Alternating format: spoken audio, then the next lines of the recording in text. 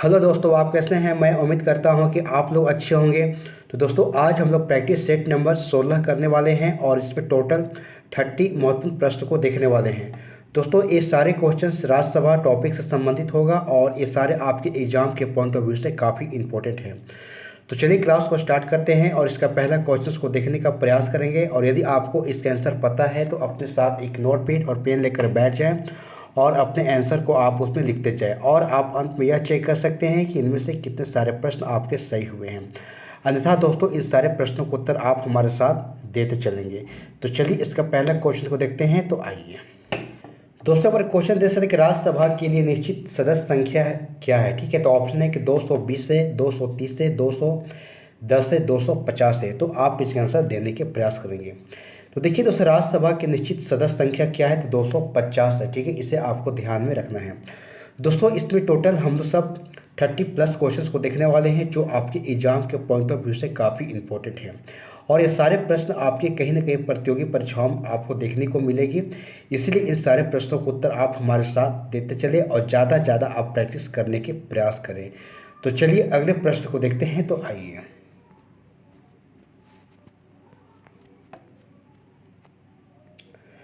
दोस्तों, देश के राज्यसभा में होते हैं। ठीक है, तो ऑप्शन एक है कि 280 सदस्य, जिनमें से 20 सदस्य भारत के राष्ट्रपति द्वारा मनोनीत किए जाते हैं। या ऑप्शन बी में है कि 275 सदस्य, जिनमें से 18 सदस्य जो भारत के राष्ट्रपति के द्वारा मनोनीत किए जाते हैं। या फिर सी में है कि 250 सदस्य, जिनमें से 12 सदस्य भारत के राष्ट्रपति के द्वारा मनोनीत किए जाते हैं। या डी में है कि 252 सदस्य, जिनमें से 12 सदस्य भारत के राष्ट्रपति के द्वारा मनोनीत किए जाते हैं। तो आप इसके आंसर बताने के प्रयास करेंगे।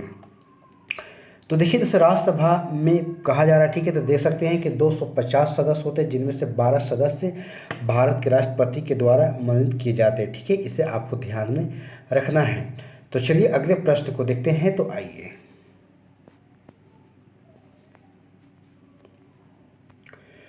दोस्तों, पर देख सकते हैं कि राज्यसभा में राज्यों के प्रतिनिधित्व निम्नलिखित में से किस आधार पर दिया जाता है। ठीक है, ऑप्शन एक है कि प्रत्येक राज्य के लिए बराबर में स्थान। या बी में है कि उनकी जनसंख्या के अनुपात के आधार पर। या सी में है कि उनके स्थान उनके क्षेत्रफल के अनुपात में स्थान। या उनके राजस्व के अनुपात में स्थान। तो आप इसका आंसर देने के प्रयास करेंगे। तो देखिए दोस्तों, यहाँ जो बात है कि राज्यसभा में राज्यों के प्रतिनिधित्व देख सकते हैं कि उनकी जनसंख्या के अनुपात में जो कि आधार पर इनको स्थान दिया जाता है। ठीक है, इसे आपको ध्यान में रखना है। तो चलिए अगले प्रश्न को देखते हैं। तो आइए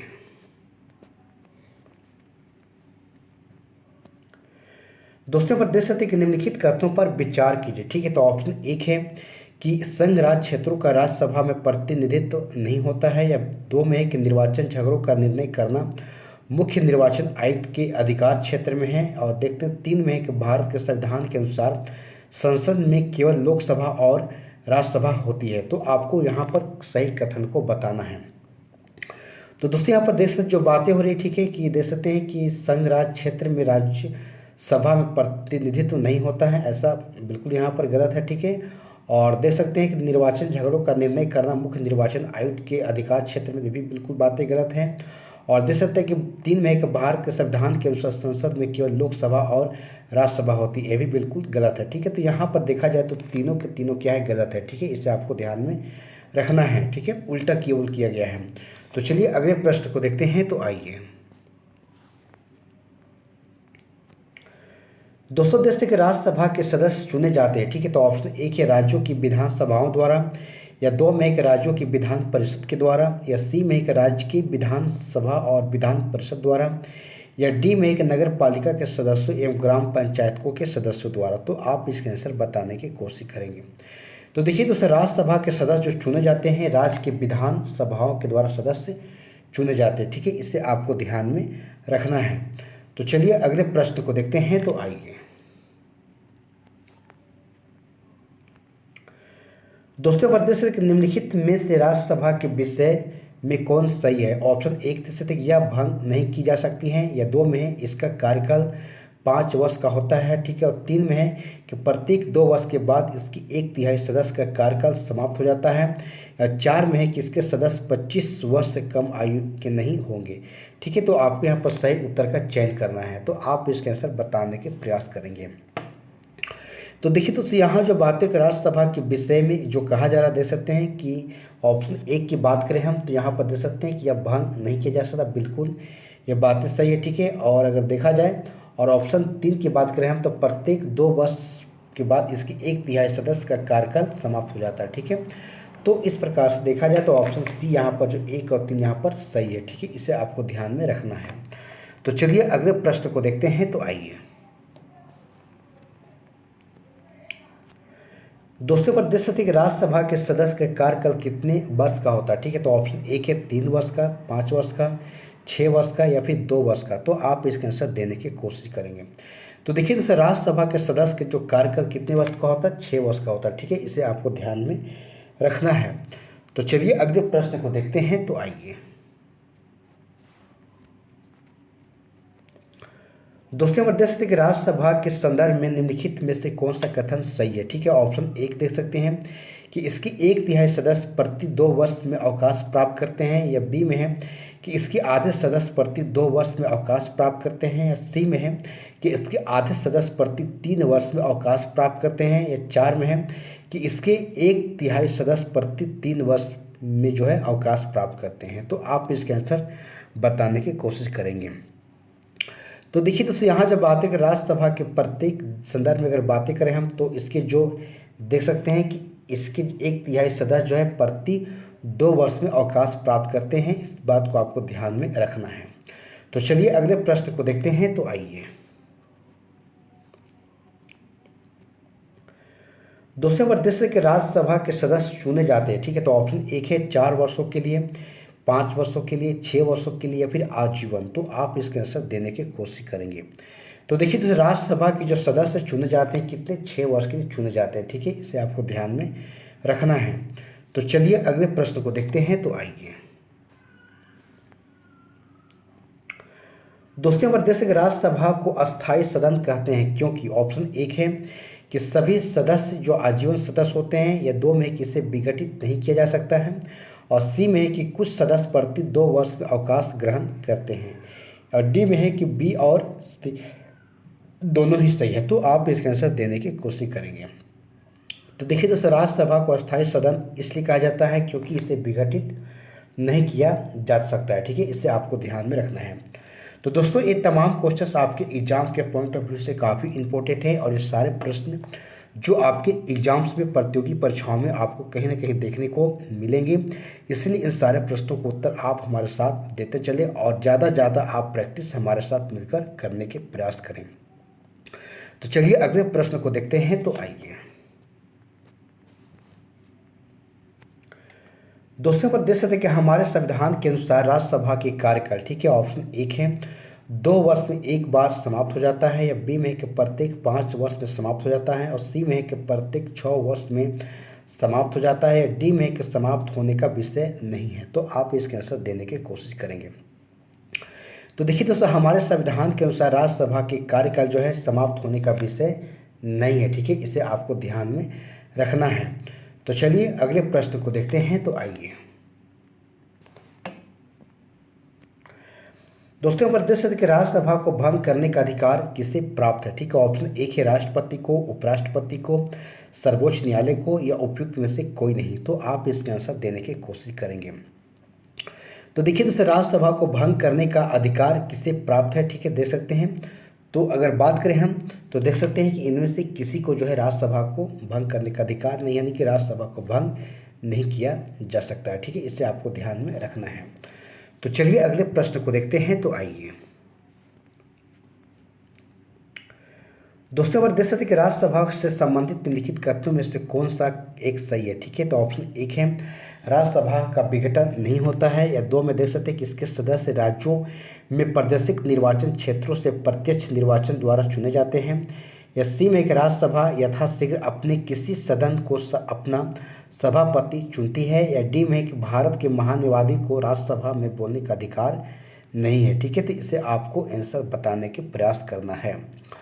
तो दोस्तों यहाँ पर देख सकते हैं जो बातें कि राज्यसभा से संबंधित अगर देखा जाए तो कथन में देखा जाए तो राज्यसभा को विघटित नहीं होता है, ठीक है। इसे आपको ध्यान में रखना है। तो चलिए अगले प्रश्न को देखते हैं। तो आइए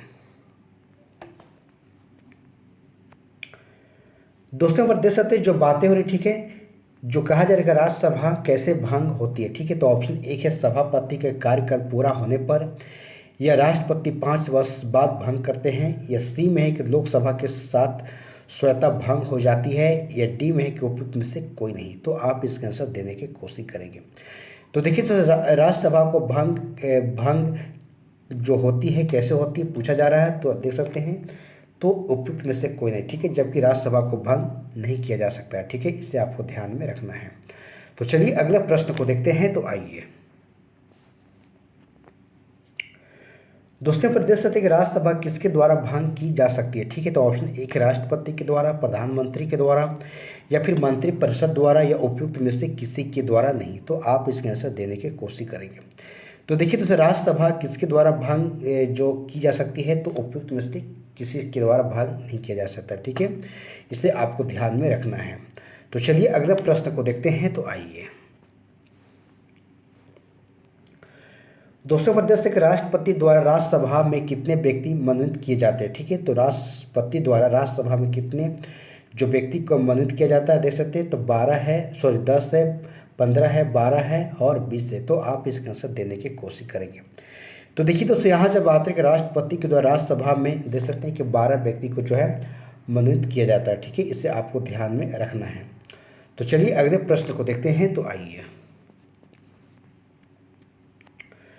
दोस्तों प्रदेश के राष्ट्रपति मनोनीत कर सकता है, ठीक है। तो ऑप्शन एक है राज्यसभा में 10 सदस्य, राज्यसभा में 2 सदस्य, राज्यसभा में 15 सदस्य, या राज्यसभा में 12 सदस्य। तो आप इसका आंसर देने के प्रयास करेंगे। तो देखिए दोस्तों राष्ट्रपति जो मनोनीत कर सकता है राज्यसभा में 12 सदस्य को मनोनीत कर सकता है, ठीक है। इसे आपको ध्यान में रखना है। तो चलिए अगले प्रश्न को देखते हैं। तो आइए दोस्तों प्रदेश एक राज्यसभा के चुनाव के लिए अपेक्षित न्यूनतम आयु है, ठीक है। 25 वर्ष, 30 वर्ष, 32 वर्ष, या फिर 35 वर्ष। तो आप इसका आंसर देने की कोशिश करेंगे। तो देखिए दोस्तों राज्यसभा के चुनाव के लिए अपेक्षित जो न्यूनतम आयु है कितना है, तो 30 वर्ष है, ठीक है। इसे आपको ध्यान में रखना है। तो चलिए अगले प्रश्न को देखते हैं। तो आइए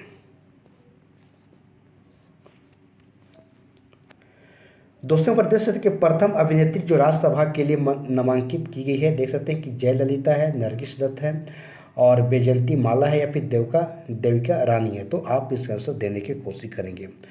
तो देखिए दोस्तों प्रथम अभिनेत्री जो राज्यसभा के लिए जो नामांकित की गई थी, ठीक है, वो कौन थी, नरगिस दत्त थी, ठीक है। इसे आपको ध्यान में रखना है। तो चलिए अगले प्रश्न को देखते हैं। तो आइए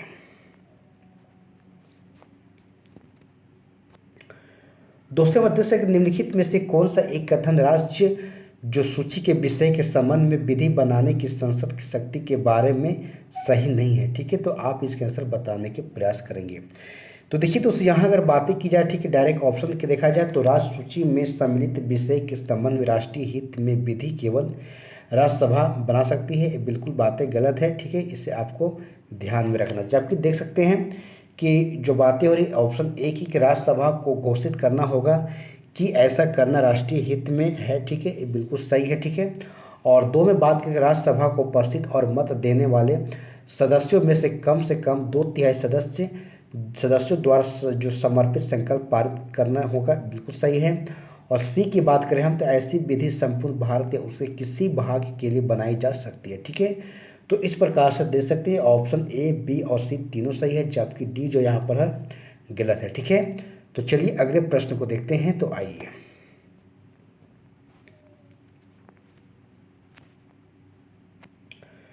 दोस्तों प्रदेश जो बात है कि राष्ट्रीय हित में भारत की संसद राष्ट्र सूची के किसी भी विषय पर विधिक शक्ति प्राप्त कर लेती है, ठीक है, यदि इसके लिए एक संकल्प है, ठीक है। तो ऑप्शन अगर देख सकते हैं डायरेक्टली अगर ऑप्शंस की बात करें हम तो देख सकते हैं कि राज्यसभा द्वारा अपने उपस्थित एवं मत देने वाले सदस्यों के कम से कम 2/3 बहुमत से जो है पारित कर लिया जाए, ठीक है। तो ऐसा क्या होता है, विधिक जो है जो कि शक्ति प्राप्त कर लेती है, ठीक है। इसे आपको ध्यान में रखना है। तो चलिए अगले प्रश्न को देखते हैं। तो आइए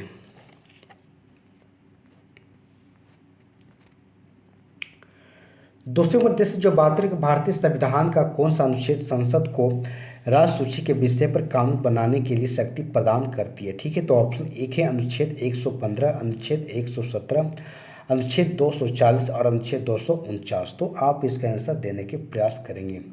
तो देखिए दोस्तों, भारतीय संविधान का अगर पूछा जा रहा है कौन सा अनुच्छेद है तो अनुच्छेद 249 है। ठीक है, जो कि संसद को राष्ट्र सूची के विषय पर कानून बनाने के लिए शक्ति प्रदान करता है। ठीक है, इसे आपको ध्यान में रखना है। दोस्तों, ये तमाम क्वेश्चंस आपके एग्जाम के पॉइंट ऑफ व्यू से काफ़ी इंपॉर्टेंट हैं और ये सारे प्रश्न आपके एग्जाम्स में कहीं ना कहीं देखने को मिलेंगे। इसीलिए इन सारे प्रश्नों को उत्तर आप हमारे साथ देते चले और ज़्यादा ज़्यादा आप प्रैक्टिस करने के प्रयास करें। तो चलिए अगले प्रश्न को देखते हैं। तो आइए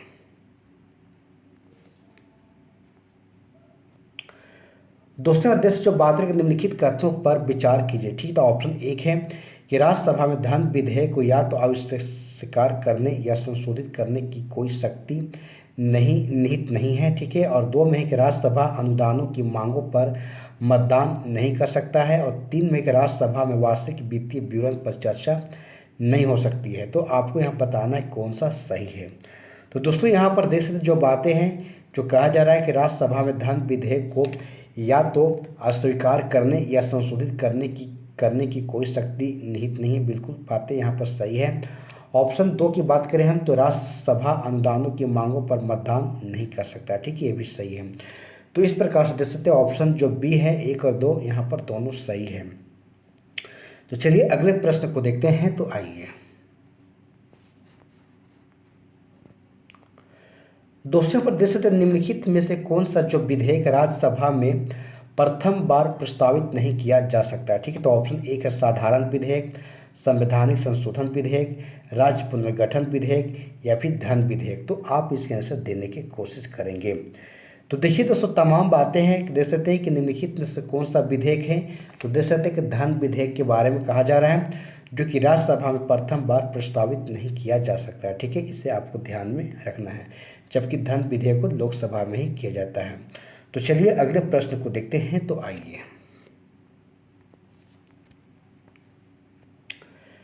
दोस्तों, पर देख सकते हैं कि राज्यसभा किसी धन विधेयक में सारभूत संशोधन कर सकती है, तो तत्पश्चात क्या होगा। ठीक है, तो ऑप्शन एक है कि अगर ऑप्शंस की अगर बात करें हम तो देख सकते हैं कि लोकसभा राज्यसभा के अनुशंसाओं को अस्वीकार करे या अस्वीकार करे इस विधेयक पर आगे कार्रवाई कर सकती है। ठीक है, तो इसे आपको ध्यान में रखना है। तो चलिए अगले प्रश्न को देखते हैं। तो आइए दोस्तों, पर देख सकते हैं कि भारतीय संविधान के अंतर्गत निम्नलिखित में से कौन सा अनुच्छेद संसद को राष्ट्र सूची के विषय के संबंध विधि बनाने की शक्ति प्रदान करता है। ठीक है, तो ऑप्शन एक है अनुच्छेद 115, अनुच्छेद 116, अनुच्छेद 226, अनुच्छेद 249। तो आप इसका आंसर देने के प्रयास करेंगे। तो देखिए दोस्तों, यहाँ जो तमाम बातें हैं कही जा रही है, अनुच्छेद 249 के बारे में कहा जा रहा है, जो कि संसद को राष्ट्र सूची के विषय के संबंध विधि बनाने की शक्ति प्रदान करता है। ठीक है, इसे आपको ध्यान में रखना है। तो दोस्तों, ये तमाम क्वेश्चंस आपके एग्जाम के पॉइंट ऑफ व्यू से काफ़ी इंपॉर्टेंट है और ये सारे प्रश्न जो आपके एग्जाम्स प्रतियोगी परीक्षाओं में आपको देखने को मिलेंगी, इसलिए इन सारे प्रश्नों के उत्तर आप हमारे साथ देते चले और ज़्यादा ज़्यादा आप प्रैक्टिस हमारे साथ मिलकर करने के प्रयास करें। तो चलिए अगले प्रश्न को देखते हैं। तो आइए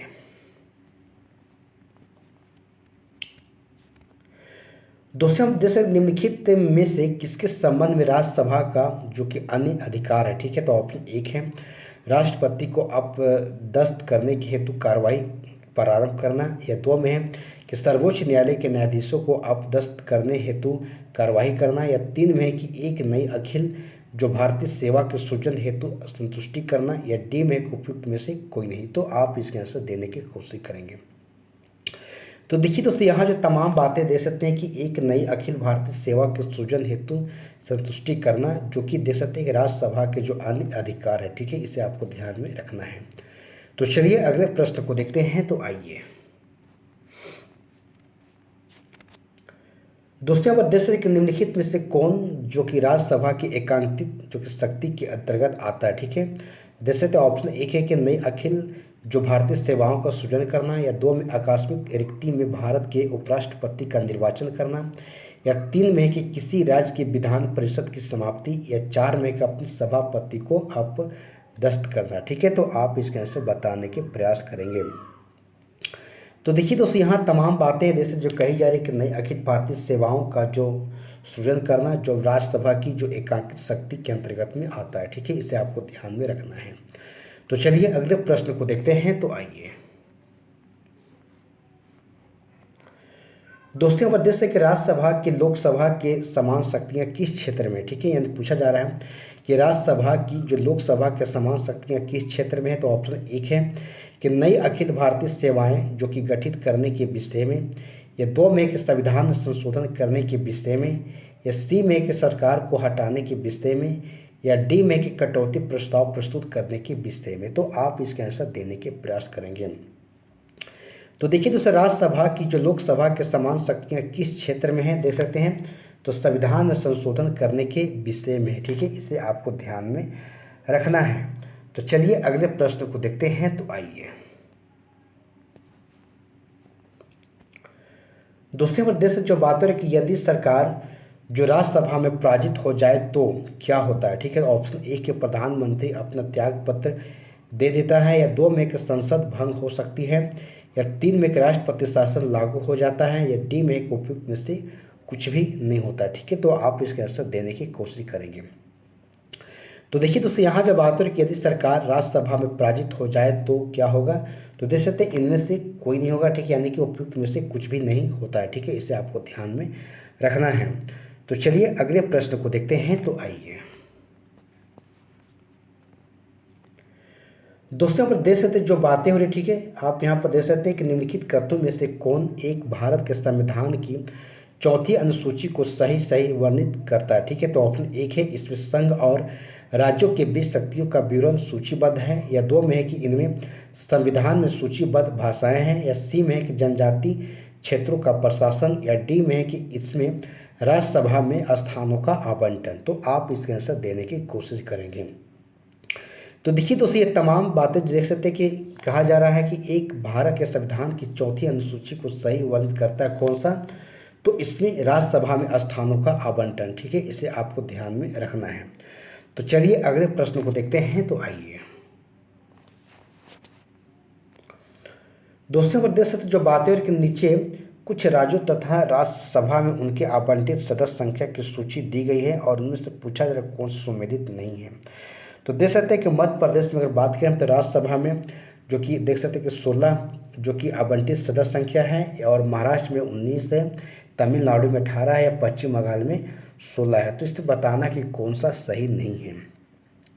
तो दोस्तों, अगर मध्य प्रदेश की बात करें तो मध्य प्रदेश में 16 नहीं, बिल्कुल यहाँ पर बातें गलत है, बल्कि महाराष्ट्र में 19 है, तमिलनाडु में 18 है, और पश्चिम बंगाल में 16 है। ठीक है, इसे आपको ध्यान में रखना है। तो चलिए अगले प्रश्न को देखते हैं। तो आइए दोस्तों, देख सकते हैं कि निम्नलिखित में से किस राज्य में राज्यसभा के लिए निर्वाचित सदस्यों की संख्या सबसे कम है। ठीक है, तो ऑप्शन 1 है छत्तीसगढ़ है, हिमाचल प्रदेश है, झारखंड है, और जम्मू कश्मीर है। तो आप इसके आंसर देने की कोशिश करेंगे। तो देखिए दोस्तों, हिमाचल प्रदेश में राज्यसभा में सदस्यों की संख्या सबसे कम है। ठीक है, इसे आपको ध्यान में रखना है। तो चलिए अगले प्रश्न को देखते हैं। तो आइए दोस्तों, हम देख सकते हैं कि संघीय क्षेत्रों को प्रतिनिधित्व प्राप्त है। ठीक है, तो ऑप्शन 1 है लोकसभा में, राज्यसभा में, संसद के दोनों सदनों में, या उपयुक्त में से कोई नहीं। तो आप इसके आंसर देने की कोशिश करेंगे। तो देखिए दोस्तों, यहाँ जब बात है संघीय क्षेत्रों का प्रतिनिधित्व प्राप्त है संसद के दोनों सदनों में। ठीक है, इसे आपको ध्यान में रखना है। तो दोस्तों, ये तमाम क्वेश्चंस आपके एग्जाम के पॉइंट ऑफ व्यू से काफ़ी इंपॉर्टेंट है, और ये सारे प्रश्न जो आपके प्रतियोगी परीक्षाओं में देखने को मिलेंगे, इसलिए इन सारे प्रश्नों के उत्तर आप हमारे साथ देते चले, और ज़्यादा से ज़्यादा आप प्रैक्टिस हमारे साथ मिलकर करने का प्रयास करें।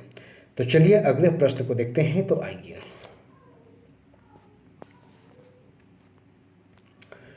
दोस्तों, देश जो बात है कि राज्यसभा का अध्यक्ष, ठीक है, ऑप्शन 1 है राष्ट्रपति के द्वारा नियुक्त किया जाता है, या फिर संसद के द्वारा चयनित होता है, या उपराष्ट्रपति जो पदेन अध्यक्ष होता है, या राज्य परिषद के सदस्यों द्वारा चुना जाता है। तो आप इसका आंसर देने के प्रयास करेंगे। तो देखिए दोस्तों, राज्यसभा का जो अध्यक्ष होता है उपराष्ट्रपति जो कि पदेन अध्यक्ष होता है। ठीक है, इसे आपको ध्यान में रखना है। तो चलिए अगले प्रश्न को देखते हैं। तो आइए दोस्तों देश में किस राज्य किस सभा का अध्यक्ष उसका सदस्य नहीं होता है, ठीक है। तो ऑप्शन एक है राज्यसभा का, लोकसभा का, विधानसभा का या फिर विधान परिषद का। तो आप इसका आंसर देने की कोशिश करेंगे।